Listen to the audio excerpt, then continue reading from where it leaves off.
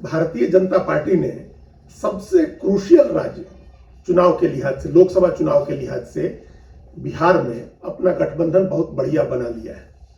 देखिए, उत्तर प्रदेश में 80 सीटें हैं, उसको सबसे क्रूशियल कहा जा सकता है। महाराष्ट्र में 48 सीटें हैं, पश्चिम बंगाल में 42 सीटें हैं।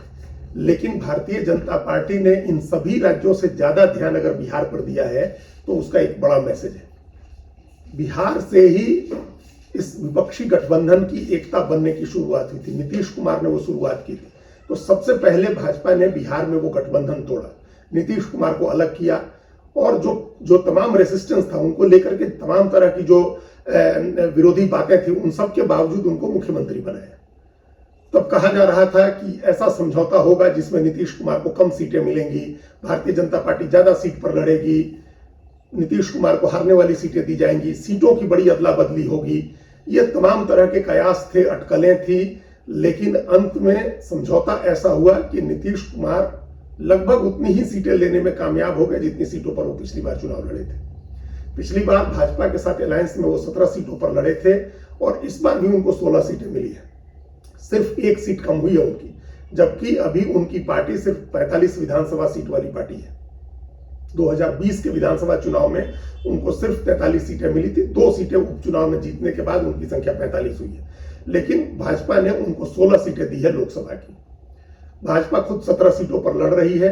और एक दूसरी चीज जो तय हो गई इस सीट की घोषणा से, दोनों मतलब इन तमाम पार्टियों के गठबंधन से बिहार में एनडीए के घटक दलों को लेकर के, कि चिराग पासवान का जो खेमा है लोक जनशक्ति पार्टी का, वो असली लोक जनशक्ति पार्टी है।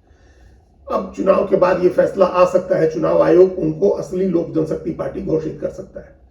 ये कुछ दिन पहले उनकी पार्टी टूट गई थी और उनके चाचा पशुपति पारस ने एक अलग पार्टी बना ली थी, राष्ट्रीय लोक जनशक्ति पार्टी, और 6 में से 5 एमपी उनके साथ चले गए थे। भाजपा ने तब उनको केंद्र में मंत्री भी बनाया था। वो केंद्र में मंत्री बने थे नरेंद्र मोदी सरकार में, और तब उनके पीछे नीतीश कुमार की बैकिंग थी। लेकिन कुछ समय पहले अकेले रह गए चिराग पासवान। जब वापस एनडीए में शामिल कराया गया उनको, तो भाजपा के राष्ट्रीय अध्यक्ष जेपी नड्डा ने कहा था कि वो मुख्य धड़ा है एलजेपी का। तो एलजेपी का मुख्य धड़ा पहले से मान रही थी भाजपा चिराग पासवान को। और अब टिकट जैसे ही सीटों का बंटवारा हुआ, पशुपति पारस को बिल्कुल छोड़ दिया गया, उनको एक भी सीट नहीं दी गई और चिराग पासवान के खेमे को, उनकी पार्टी को, लोक जनशक्ति पार्टी रामविलास को 5 सीटें दे दी गई। तो क्रमशः उनकी एक सीटें कम होती गई हैं। 2014 में अलायंस में लोक जनशक्ति पार्टी 7 सीटों पर लड़ी थी। 2019 में 6 सीटों पर लड़ी और उसको एक राज्यसभा की सीट दी गई। अब 2024 में वो 5 सीटों पर लड़ रही है, राज्यसभा की सीट खत्म हो गई है। फिर भी ये बड़ी जीत है चिराग पासवान के लिए कि वो 5 सीटों पर लड़ रहे हैं और 5 में से 3 रिजर्व सीटें हैं अनुसूचित जाति वाली। इसका मतलब कि एक दलित मतदाताओं के कोर वोट वाली पार्टी के तौर पर बीजेपी ने चिराग पासवान की पार्टी को स्टैब्लिश किया है बिहार में। 3 सुरक्षित सीटों पर वो लड़ेंगे। नीतीश कुमार को अपनी एक सुरक्षित सीट छोड़नी पड़ी है उनके लिए, गया की सुरक्षित सीट। अब नीतीश कुमार के पास सिर्फ एक सीट बची है सुरक्षित, जहां से उनका एमपी है, वो सीट है गोपालगंज। भारतीय जनता पार्टी के पास भी एक ही सुरक्षित सीट बची है सासाराम की, जहां से छेदी पासवान चुनाव जीते थे। बिहार में 6 सुरक्षित सीटें हैं, जिसमें 1 सीट एनडीए ने दे दी है पूर्व मुख्यमंत्री जीतन राम मांझी की पार्टी की। तो इस तरह ये 6 सुरक्षित सीटें बची हैं। और अगर पिछली बार की तरह, पिछले 2 बार की तरह अगर लोक जनशक्ति पार्टी का जो स्ट्राइक रेट है, अगर वो 100% रहता है, तो वो 50% सुरक्षित सीटों पर उनका एमपी होगा। ये एक बड़ी उपलब्धि है और कुल मिलाकर के ये कह सकते हैं कि विनर जो है उस पूरे अलायंस में चिराग पासवान रहे। नीतीश कुमार भी विनर रहे, उनको 16 सीटें मिली और उन्होंने ज्यादातर ऐसी सीटें अपने पास रखी हैं और जहां उनके अति पिछड़े उम्मीदवार चुनाव जीते थे। और उन अति पिछड़ों को ध्यान में रख के, चाहे भागलपुर हो, बांका हो, झंझारपुर हो, ये सारी सीटें ऐसी हैं जहां से उनके अति पिछड़े, जहानाबाद हो, एमपी जीते हुए हैं। और इन सीटों पर वो फिर उसी तरह के उम्मीदवार उतारेंगे। तो इसका लाभ उनको मिलेगा, क्योंकि अति पिछड़ा राजनीति करती रही है जनता दल यू। तो एक तरह से बीजेपी ने जो अलायंस बनाया बिहार में, वो ये सोच करके बनाया कि उसने जो पिछली बार सीटें जीती हैं उतनी सीटें हर हाल में जीतनी है।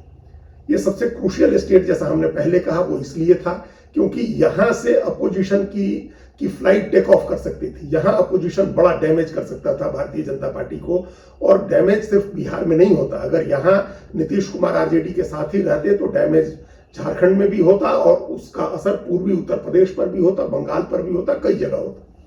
लेकिन उस असर को समाप्त करने की कोशिश की है भारतीय जनता पार्टी ने। तो परफेक्ट अलायंस बन गया। 17 सीटें भारतीय जनता पार्टी, 16 सीटें जनता दल यू, 5 सीट लोक जनशक्ति पार्टी चिराग पासवान की और 1 सीट जीतन राम मांझी की। उपेंद्र कुशवाहा ने जरूर इसको लेकर के नाराजगी जताई क्योंकि उनको भी 1 ही सीट मिली। तो ये एक परफेक्ट कॉम्बिनेशन है।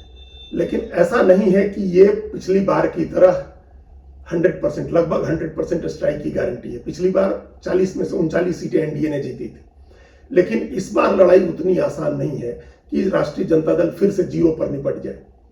देखिए, 1 सीट जो किशनगंज की सीट पिछली बार एनडीए हारा था, वो सीट नीतीश कुमार के खाते में थी। नीतीश कुमार का उम्मीदवार वहां एक कड़े संघर्ष के बाद 34-35 हजार वोट से हारा था, लेकिन वो तब हुआ था जब असदुद्दीन ओवैसी की जो पार्टी है एमआईएम, उसके उम्मीदवार थे अख्तर उल ईमान, उन्होंने 2,95,000 वोट काटा था। इस बार उस तरह का इतना पोलराइज चुनाव है कि इस बार वो लड़ रहे हैं इस बार भी, लेकिन इस बार उनको उतना वोट नहीं मिलेगा। तो वो पहले से किशनगंज की सीट ऐसी दिख रही है जहां एनडीए को हार मिल सकती है। लेकिन उसके अलावा भी कई सीटें हैं जहां पिछली बार बहुत नजदीकी मुकाबला हुआ था, और उन सीटों पर इस बार भी बहुत घमासान लड़ाई है, कांटे की टक्कर होगी। और दूसरी स्ट्रेटजी जो तेजस्वी यादव की दिख रही है आरजेडी की, वो ये है कि ऐसी सीटों पर ज्यादा फोकस करना है जहां नीतीश कुमार का उम्मीदवार लड़ रहा है, यानी जेडीयू का उम्मीदवार लड़ रहा है। उनको भी लग रहा है कि भाजपा के उम्मीदवार को हराना मुश्किल होगा, क्योंकि वो सीधा भाजपा का उम्मीदवार नरेंद्र मोदी के नाम पर, उनके बताए कमल के फूल के निशान पर चुनाव लड़ रहा है, और वो एक वोट वर्ग है जो उनको वोट देगा प्रधानमंत्री बनाने के लिए। तो बीजेपी के साथ लड़ाई टफ है, जमीनी लड़ाई। लेकिन नीतीश कुमार के खिलाफ लड़ाई आसान है, क्योंकि जनता के बीच में भी ये मैसेज है कि नीतीश कुमार अब बीजेपी का भी भरोसा खो चुके हैं और आरजेडी का भी भरोसा खो चुके हैं। हालांकि उनका भी एक बहुत प्रतिबद्ध वोट आधार है, लेकिन अगर उस प्रतिबद्ध वोट आधार के साथ बीजेपी का वोट नहीं जुड़ता है पूरी ईमानदारी से, या जैसा कि सबको पता है कि उन्होंने चिराग पासवान को डैमेज किया, जिस तरह से उनकी पार्टी तोड़वाई थी, और उस चिराग पासवान के साथ उनके जिस तरह के संबंध है तनाव वाले, उसमें अगर लोजपा का वोट उनकी तरफ ट्रांसफर नहीं हुआ तो उनके लिए बहुत मुश्किल होगी, उनके उम्मीदवारों के लिए बहुत मुश्किल होगी। तो उन्हीं को टारगेट किया जा रहा है। जो महागठबंधन है, कांग्रेस आरजेडी लेफ्ट का जो गठबंधन है, उसकी ओर से नीतीश कुमार की जीती हुई या वो जिन सीटों पर लड़ रहे हैं 16 सीटें, उनको टारगेट किया जा रहा है।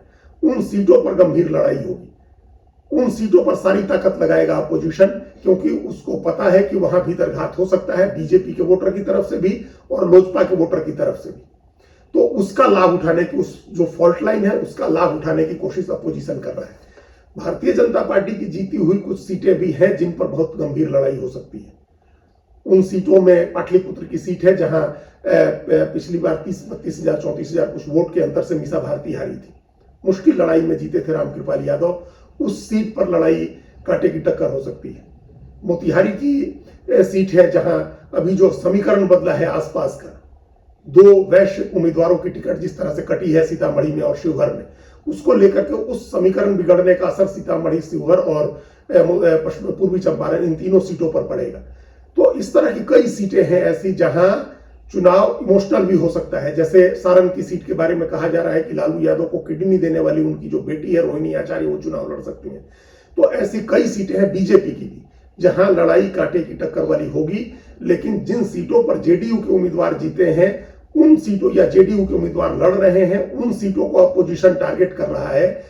उसके सामने जो वल्नरेबिलिटी है नीतीश कुमार की, उसका लाभ उठाने की कोशिश कर रहा है अपोजिशन, और उन सीटों पर ज्यादा कांटे का मुकाबला हो सकता है।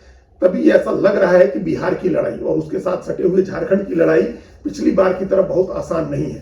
हालांकि बीजेपी ने परफेक्टली बिसात बहुत अच्छी बिछाई है, तमाम उन लोगों को शामिल किया है जिनके साथ मिल करके उसका वोट आधार 50% से ऊपर जाता है या बना रहता है। इसके बावजूद इस बार सीट वार लड़ाई होगी, हर सीट पर लड़ाई होगी, और कम से कम आधी सीटें ऐसी है जहां बहुत कांटे की टक्कर देखने को मिलेगी। धन्यवाद।